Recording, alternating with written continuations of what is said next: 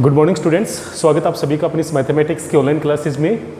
13वां chapter हम लोग start कर चुके हैं, जिसमें हमने 13.2 एक्सरसाइज जो है वो कल स्टार्ट कर दी थी, जिसमें हमने दो सदिशों का अदिश गुणनफल और उसके कुछ गुणधर्म भी हमने पढ़े थे। बच्चों, कल हमने 13.2 एक्सरसाइज के 4 क्वेश्चन कंप्लीट कर लिए थे और आज हम बढ़ते हैं 5वें क्वेश्चन की तरफ। देखिए बच्चों, 5वें क्वेश्चन में हमें यहाँ पे दिया हुआ है कि लैम्डा के किस मान के लिए दोनों सदिश परस्पर लंबवत होंगे। देखिए बच्चों, यहाँ पे अगर दोनों सदिश परस्पर लंबवत हैं तो लैम्डा का मान क्या होगा, हमें ये पूछा गया है। देखिए बच्चों, कोई भी दो सदिश परस्पर लंबवत होते हैं, यदि कल मैंने आपको कंडीशन बताई थी, दो सदिश ए सदिश व बी सदिश परस्पर लंबवत होंगे यदि ए सदिश डॉट बी सदिश 0 के इक्वल हो जाए, अर्थात इन दोनों का अदिश गुणनफल अगर 0 के बराबर होता है तो यहाँ पर ये दोनों सदिश लंबवत होते हैं। चूंकि ये दोनों सदिश लंबवत दिए गए हैं तो मुझे यहाँ पे लैम्डा का मान निकालना है। तो देखिए बच्चों, इन दोनों के अदिश गुणनफल को 0 के बराबर लेके चलेंगे। तो ए सदिश मुझे दिया गया है बच्चों यहाँ पे 2i कैप प्लस का लैम्डा जे कैप प्लस का के कैप, और डॉट प्रोडक्ट हम करेंगे बच्चों यहाँ पे 4i कैप माइनस का 2j कैप और माइनस का 2k कैप और बराबर में आएगा 0। अब देखिए बच्चों, जब मैं यहाँ पे इन दोनों का डॉट प्रोडक्ट करूँगा तो 2i कैप को 4i कैप से करूँगा तो 2 चौके यहाँ पे हो जाएगा 8। लैम्डा को -2 से करेंगे तो ये मिलेगा आपको माइनस का 2 लैम्डा और यहाँ पर हो जाएगा माइनस का 2 और बराबर में आएगा 0। तो देखिए बच्चों, यहाँ से 2 लैम्डा का जो मान है वो 6 आएगा, तो लैम्डा का मान यहाँ से 3 प्राप्त होगा। तो देखो बच्चों, यहाँ से लैम्डा का जो मान है वो हमें 3 प्राप्त होगा अगर ये दोनों सदिश परस्पर लंबवत है।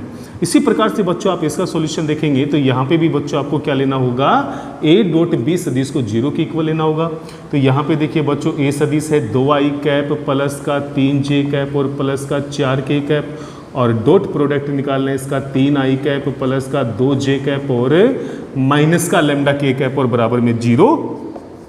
तो 2 को 3 से गुणा करेंगे तो 6, 3 को 2 से गुणा करेंगे तो 6, 4 को माइनस लैम्डा से गुणा करेंगे माइनस का 4 लैम्डा बराबर में 0। तो बच्चों 4 लैम्डा का मान यहाँ से 12 आएगा, तो लैम्डा की वैल्यू 12/4, यानी कि आपको यहाँ पर भी जो लैम्डा का मान है वो 3 ही प्राप्त होगा। तो देखा बच्चों, यहाँ पे हमने किस प्रकार से इनको सोल्व किया। अगर दोनों सदिश आपस में लंबवत हैं तो हमें लैम्डा का मान ज्ञात करना था। दोनों सदिश लंबवत होंगे अगर इन दोनों का डॉट प्रोडक्ट 0 के इक्वल आ जाएगा, और इसी फॉर्मूले की सहायता से हमने दोनों ही क्वेश्चन में लैम्डा का मान बहुत आसानी से प्राप्त कर लिया। अब देखिए बच्चों, हम करने जा रहे हैं यहाँ पे क्वेश्चन नंबर 6। हम यहाँ पे दो सदिश दे रखे हैं, 4i cap minus 2j cap plus k cap, और दूसरा सदिश है 3i cap plus 6j cap और माइनस का 2k कैप। मुझे इस सदिश पर प्रक्षेप ज्ञात करना है। तो देखिए बच्चों, इन दोनों सदिशों को अगर मैं a सदिश और b सदिश से डिनोट करता हूँ तो देखिए बच्चों, a सदिश मैंने ले लिया यहाँ पे 4i कैप माइनस का 2j कैप और प्लस का k कैप, और b सदिश जो है बच्चों वो मैंने यहाँ पे ले लिया 3i कैप प्लस का 6j कैप और माइनस का 2k कैप।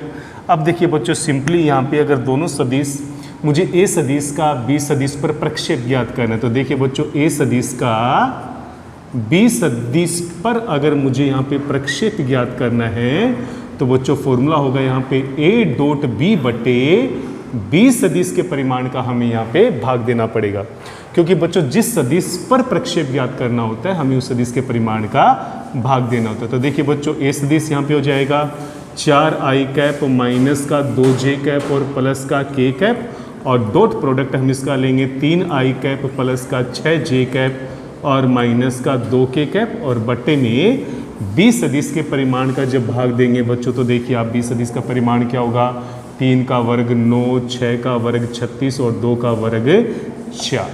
तो देखिए बच्चों, यहाँ पे क्या आएगा, 4 तिया 12, अंश में हम यहाँ पे दोनों सदिशों का डॉट प्रोडक्ट करेंगे तो 4 तिया 12, 6 को -2 से गुणा करेंगे तो माइनस का 12, और -2 को 1 से गुणा करेंगे तो -2, और बट्टे में बच्चों यहाँ पे अंडर रूट में 49 आएगा। तो देखिए बच्चों, 12 से 12 कटेगा, और रूल के अनुसार हमें यहाँ पे मापांक लगाना होता है बच्चों ताकि वैल्यू पॉजिटिव आए, क्योंकि प्रक्षेप का मतलब काटा गया अंतखंड होता है। इसलिए यहाँ पे बच्चों आएगा -2/7। तो कुल मिला के बच्चों आपके पास प्लस का 2/7 जो है वो प्रक्षेप के रूप में आपको प्राप्त होगा। तो बच्चों यहाँ पे इस सदिश पे जो प्रक्षेप है वो 2/7 के रूप में हमें प्राप्त होता है। क्वेश्चन नंबर 7 देखिए बच्चों, यहाँ दिया हुआ यदि ए सदिश बराबर है 2i cap minus 16j cap plus 5k cap तथा बी सदिश बराबर है 3i cap plus j cap और प्लस का 2k कैप, तो हमें सदिश सी सदिश ज्ञात करना है जहाँ पे ए सदिश बी सदिश और सी सदिश जो है वो समकोण त्रिभुज की भुजाओं को निरूपित करने वाले स्थिति सदिश है। देखिए बच्चों, अगर मैं यहाँ पे सदिश भुजाओं को समकोण त्रिभुज की भुजाओं से अगर इंगित करता हूँ तो यहाँ पे देखिए बच्चों, ए सदिश और बी सदिश जो है वो आपस में कौन से सदिश होंगे, इस बात को अगर हम समझें तो देखिए बच्चों, यहाँ पे ए सदिश और बी सदिश चूंकि परस्पर लंबवत सदिश हैं, तो देखिए बच्चों, अगर मैं इन दोनों सदिशों का डॉट प्रोडक्ट निकालता हूँ यहाँ पे, अगर मैं ए डॉट बी यहाँ पे निकालने का प्रयास करता हूँ और अगर ए और बी आपस में इनका डॉट प्रोडक्ट अगर 0 के बराबर आता है तो निश्चित तौर पे ये दोनों सदिश आपस में लंबवत होंगे, तो मैं इनको दोनों लंबवत भुजाओं से निरूपित कर सकता हूँ। तो देखिए बच्चों, यहाँ पे ए सदिश आपको दिया हुआ है 2i कैप माइनस का 16j कैप और प्लस का 5k कैप, और इसका डॉट प्रोडक्ट निकालेंगे 3i कैप प्लस का j कैप और प्लस का 2k कैप। तो देखिए बच्चों, यहाँ से a डॉट b सदिश बराबर 2 तिया हो जाएगा 6 माइनस 16 का 16 और 5 दुआ 10, तो कुल मिला के बच्चों यहाँ पे 0 आ रहा है। इसका मतलब बच्चों यहाँ पर a और b आपस में लंबवत होंगे, तो दोनों लंबवत भुजाओं से मैं यहाँ पे a सदिश और b सदिश को निरूपित करूँगा। तो देखिए बच्चों, यहाँ पे जो c सदिश है वो समकोण त्रिभुज की तीसरी भुजा से निरूपित किया जाएगा। तो बच्चों, यहाँ पे सदिश योग का जो त्रिभुज नियम है उसके अनुसार जो तीसरी भुजा होती है वो विपरीत क्रम के अंदर उन दोनों सदिशों के योगफल को जो है यहाँ पे व्यक्त करती है। चूंकि बच्चों मुझे यहाँ पे c सदिश निकालना है, तो c सदिश जो है वो बच्चों यहाँ पे परिणामी सदिश होगा a सदिश और b सदिश का, जो कि इन दोनों के योगफल के द्वारा व्यक्त किया जाएगा। तो देखिए बच्चों, c सदिश बराबर क्या होगा, हमें दोनों सदिशों को ऐड करना है। बच्चों यहाँ पे आएगा 2i कैप माइनस का 16j कैप और प्लस का 5k कैप, और इसमें हमें ऐड करना है b सदिश यानी कि 3i कैप प्लस का j कैप और प्लस का 2k कैप। तो देखिए बच्चों, यहाँ पे 3 और 2 हो जाएगा यहाँ पे 5i कैप माइनस 16 और प्लस 1 हो जाएगा बच्चों यहाँ पे माइनस का 15j कैप और 5 और 2 हो जाएगा 7k कैप। तो बच्चों यहाँ पे जो c सदिश है वो हमें यहाँ पे 5i कैप माइनस का 15j कैप और प्लस का 7k कैप के रूप में प्राप्त हो जाएगा।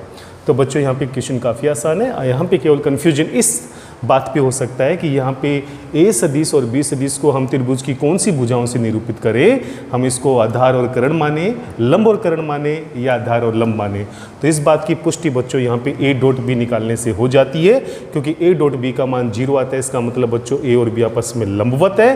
तो बच्चों यहाँ पे दोनों लंबवत सदिश जो दोनों लंबवत भुजाएं हैं उनको मुझे यहाँ पे ए सदिश और बी सदिश से इंगित करना है। तो तीसरी भुजा यानी कि जो कर्ण है वो सी सदिश के द्वारा यहाँ पे व्यक्त कर दी जाती है। तो बच्चों, इस प्रकार से हम 7वां क्वेश्चन बहुत ही आसानी से कंप्लीट कर लेंगे। क्वेश्चन नंबर देखिए बच्चों 8, यहाँ पे आपने दिया हुआ है a प्लस बी सदिश का जो परिमाण है अगर वो a सदिश माइनस बी सदिश के परिमाण के बराबर है तो हमें सिद्ध करना है कि यहाँ पे a सदिश और b सदिश परस्पर लंबवत सदिश है। देखिए बच्चों, a और b लंबवत कब होंगे आपको ये पता होना चाहिए कि यदि a डॉट b सदिश का मान क्या आ जाए, 0 आ जाए। तो बच्चों, हमें इस स्थिति का इस्तेमाल करके मुझे a डॉट b बराबर 0 प्रूफ करना है, जिससे ये प्रूफ हो जाएगा कि a सदिश जो है वो b सदिश के लंबवत है।